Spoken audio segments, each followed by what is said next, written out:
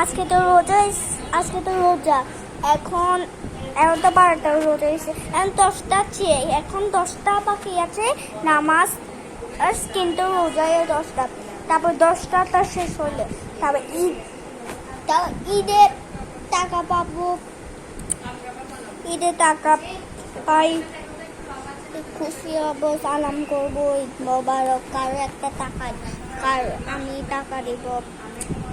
just আমি বড় হয়েছি এখন সবাইকে টাকা দিব,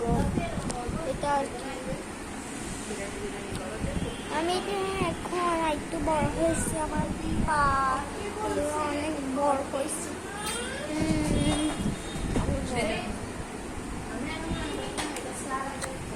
এটা হচ্ছে তুমি যদি ওইদিকে থাকো